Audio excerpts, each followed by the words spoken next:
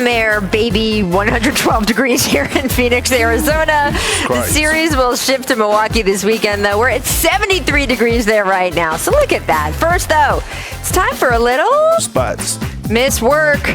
I love this video. Here's Shaquille O'Neal finding out on NBA TV last night. It was his last segment of the season. His vacation starts now. I believe that's Kenny in the video, too.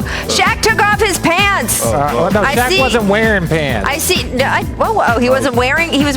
Are those his drawers? Where are we at this? I think they put that top. No. There you go, Kendrick. Is that how you celebrate, too, after the finals are over? I'm just saying, man.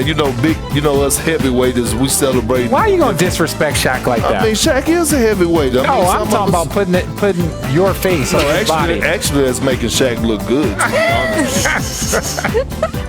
Thank you, I love it. I love it. All right, guys. We've got some news around the NBA outside of the two teams in the finals. Dame Lillard still dealing with speculation. His future with the Blazers could be in doubt. Portland hiring Chauncey Billups, of course, as their new head coach last month. And according to our Adrian Wojnarowski today, Scott Brooks is finalizing a deal to become Billups' top assistant. Yesterday at Team USA practice, Lillard refused to take the bait when asked about his relationship with the team. Take a listen here. But anything that I have to say, I'm going to say it directly to Neil, and I'm going to address it directly with my team. So I don't really have nothing to say to you guys about it. It's a lot of things being said, and sometimes words being put in my mouth, and I haven't said anything. All right, so Perk, first of all, that's very Dame, right? Mm-hmm. That being said, what do you think the future holds for him? Look, he's going to start the season off in a Trailblazer uniform, I believe. I think he just don't want to speak on the situation because the last time he said something, when they were asking him about the coaching hire and he voiced his opinion, he had to go back and forth with a few Twitter trolls and things like that, and people, newspaper writers from the Portland area. And I think Dame right now just want to be away from that. But I also think he's watching the front office and Neil very, very closely. Chauncey was a great hire. That's a great first step. But now you have to make sure you get your roster straight. You know what I mean? You have to add those pieces to make him feel like, okay, we're moving in the right direction. And look, I think this is a good situation for Dame because he learned to what Perk said. When you kind of have that control where they're openly saying what can we do to calm this situation, you're going to navigate that. But sometimes there are mistakes in navigating that. I think coming out and saying some things and having his words twisted, he was like, look, anything I say now will be directly to the GM. That way I know if any of this stuff gets out, I know who's responsible. And so I think this should be handled in-house. You might have to vocalize it outwardly so that they listen to you in-house, but I think he's doing exactly what he should do. He's discussing what's the best way to move forward with the Portland Trail Blazers. We will see what happens. A continuing story. All right, still ahead. I am your host, Rachel Nichols. We've got NBA champ Richard Jefferson. We've got NBA champ Kendrick Perkins. And then we have, two-time NBA champ Chris Bosh on the line as well. Welcome to all of you friends. Now, Chris, you can't see what Perk has got on his feet, but he's got the J1s on, and I got to tell you, very crispy. Can we pan up? No, listen. Pan up immediately. Keep the camera right there. What happened to your knees, dog? Hold on, this is my moment, not yours. My fault. Look, here it is, Rachel. I will spend money on Jordans, and I know I debate the GOAT conversation. I go with Bron, but I just feel like I shouldn't have to go buy LeBron James shoes out of the store. I hope you're watching the show. What you want to point out, man? What moment you want? I was just wondering what happened to your knee. I fell, man. I tripped over the sign, and I fell, and I hurt myself. What you want me to say? It's a small hole in his pants. It's not a big hole. It's just a small little rip. Honestly, that'll buff out, man. That'll be fine. Oh, boy. We will discuss so much in the show, including maybe we'll get to Richard shoes. We'll find out. First, though, let's talk a little bit about last night. You'd be surprised how many things in nature can happen in just half a second. A woodpecker, for example, can peck at a tree 10 times in just half a second. Also in half a second, a mosquito beats its wings around 300 times. For humans, it's a lot tougher to do anything in half a second, although here in Phoenix, they seem to have mastered it. Yep, forget Steve Nash's 7 seconds or less. This year's edition of the Suns operates on an offensive principle Coach Monty Williams calls 0.5, which means that whenever a guy touches the ball, he has just half a second, or 0.5, to decide whether to shoot it, pass it, or drive it. 0.5 is what helped the Suns step on the gas and finally blow by the Clippers in the conference finals. And last night, 0.5 helped Phoenix go up 2-0 on the Bucks. Part of up double digits. I mean, right? It also frustrated, of course, Milwaukee's Giannis Antetokounmpo so much that we saw this extending his knee so badly many feared he'd just be out for the rest of the playoffs. Giannis played 40 minutes, putting up 42 points on just 22 shots. He was a particular monster in the third quarter, dropping 20 in that frame alone, which ironically was the most in a quarter at the NBA Finals since Michael Jordan scored 22 against Charles Barkley's Suns back in '93. Now, the difference, of course, is that NBA's team actually won that game. Giannis's team did not, despite getting close a couple times down the stretch, and now the Bucks will have to once again try to regroup as the series turns and heads to Milwaukee. After the buzzer, we saw Chris Paul walk to the sideline and hug his close friend Dwayne Wade, who had flown into town to take in the game. As Wade hugs CP, you can hear him say, "2 more, bro. 2 more." And that is indeed the crux of it. The Suns are halfway to a championship, or maybe we should say they are 0.5 of the way to a place where all those half seconds are adding up to possibly a very shiny trophy. So, guys, the story of Game 2 was the Suns dominating from the perimeter with all of that 0.5 passing, while Giannis and the Bucks had their way inside. So, Richard, what was working so well for the Suns in Game 2 as you saw them take advantage of that quick thinking? Well, honestly, the Bucks, the way they played defense, and that's great defense that the Bucks played on that possession that you were showing. They're scrambling around. Everyone's touching the ball. Everyone's scrambling, running guys off the line. But the Phoenix Suns are just so good. And when you shoot 20 for 40 from three, that's difficult. But I also want to point out something. That is like the second most in NBA history behind 24 from a former Cavs team that I was on. But there's a commonality there. Shut up.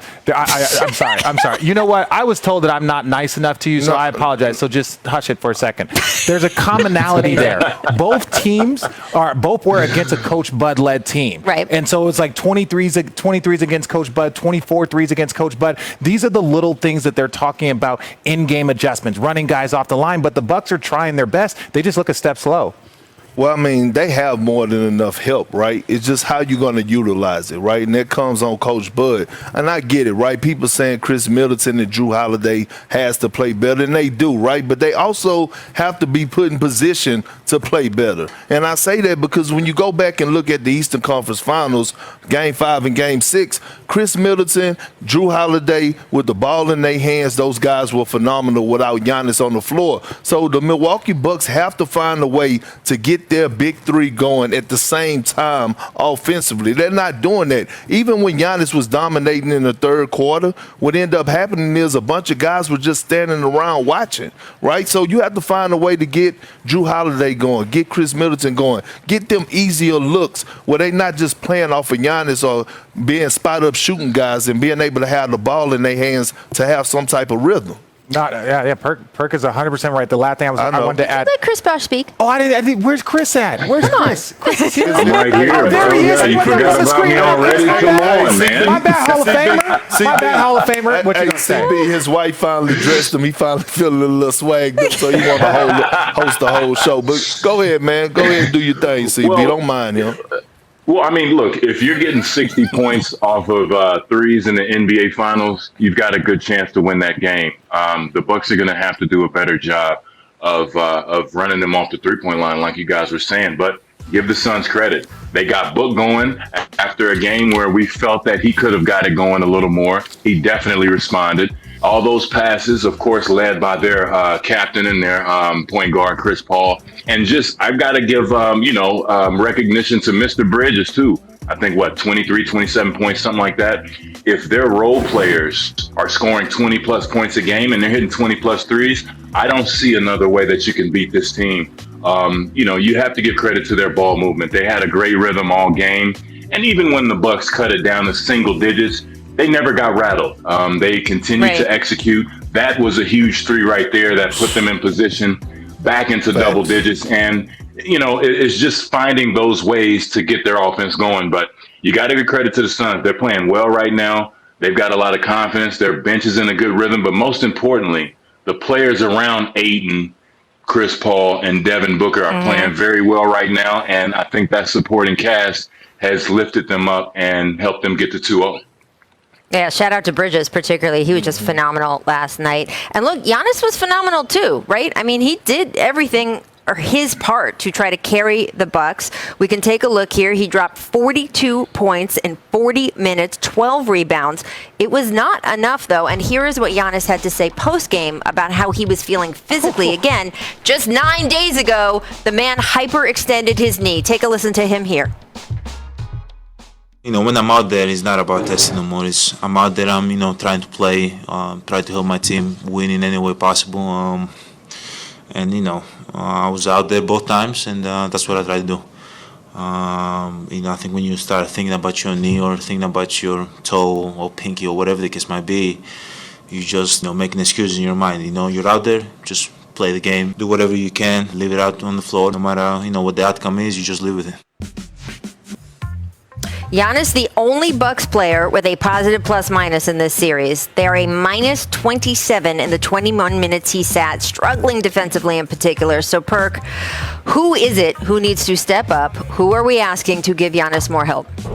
Well, I mean, it's the guys that you paid the big bucks to, Drew Holiday and Chris Middleton, and I believe they will. You go back and look at their track record at home, those guys have played phenomenal, but it's the others, right? We see P.J. Tucker not being able to knock down those corner threes, which took him out the game, and they really need him in the game to actually slow down Devin Booker and Chris Paul. So what ended up happening is when he can't make shots, then Bud can't afford to have him out there on the floor. Role players will play better at home, right? I don't expect Mikal Bridges, although I believe he's a hell of a young player. I don't expect him to go into Milwaukee and drop 27 again, right? He's at home. Sure. He has the fan base behind him. They thrive off the energy, but this is why home court matters. This is why fans matter. Well, and especially when you're talking about a Phoenix Suns that goes 20 for 40 from three. This is the thing. P.J. Tucker, Giannis, Drew Holiday, and Chris Middleton all hit the same amount of threes. They all hit one. That's not going to be good enough here in the NBA Finals. They know that we know that. But you say this. You talk about it's the others, and you talk about superstars, or you talk about the role players playing better at home. Well, truth be told, I really think that Drew Holiday and Chris Middleton, when you look at their splits and how much better they play on the road versus at home, I think that gives a better insight to who they are. We keep wanting them to be superstars. Well, there's only probably about 8-9 superstars on this planet, but they are stars. But their numbers versus home and road are staggering. So yes, the Bucks are going to play better, but ultimately, are they going to be good enough to win games on the road? And they have to do that in order to win a championship. I mean, Drew Holiday, Chris Middleton, they know they have to play better. They have to play much better. I know we're in a part of the league where we shoot a lot of threes and we're in the fast-paced basketball paint. Some of those shots and those long threes might come up a little short. So I think Brook Lopez definitely has to be more of a presence in the paint. They have to figure out some way to get him some touches down there and hopefully get some easy twos. Threes are great, but me as a player, I always wanted to see the ball go in the hole first. So if it's a layup, that would give me confidence. But they definitely are going to play better at home. I think it's just one of those situations where that's where you have to get to. We've got to get back home, figure these things out. Yes, P.J. Tucker, he is out there. He is that 3-and-D guy. He's going to have to hit 3 or 4 threes so he can stay out there on the court and be able to slow Book down. Well, Chris, it's interesting because there's two separate kind of categories of players, right? These guys have mentioned the other two of Milwaukee's big three, if we're going to call it that, and then they quote other players, the more role players on the team. When you do have 3 stars on a team, but one of them is so dominant in terms of everything centers around them, the way it does with Giannis, the way it did with you guys with LeBron, especially starting the second year you guys were with the Heat. What pressure does that put on guys like you and Dwayne in that situation, or on Chris and Drew Holiday in this situation? Because it's not just straight, oh, you just go out and ball, because you have to work within the ecosystem where everything in that case was centered around LeBron, and in this case, everything is centered around Giannis. Well, absolutely. I think this is where you have to lean on those habits that you've built throughout the whole year. You know, it takes 82 games, 72 in this case, but 72 games plus the playoffs to get to this point. You have to know who you are as a team. You have to build that rhythm. And look, the role players, you're just going to have to make shots. You know that Giannis is going to get in the paint. He had a tremendous performance, you know, an all-time classic finals game in game 2. They know they're going to be open. And you're just going to have to step up, make plays, hit some mid-range shots, hit some threes, but more importantly, the ball has to go in the hole. If Giannis kicks out to his teammates, that's going to build trust. That's going to give him confidence to continue to attack.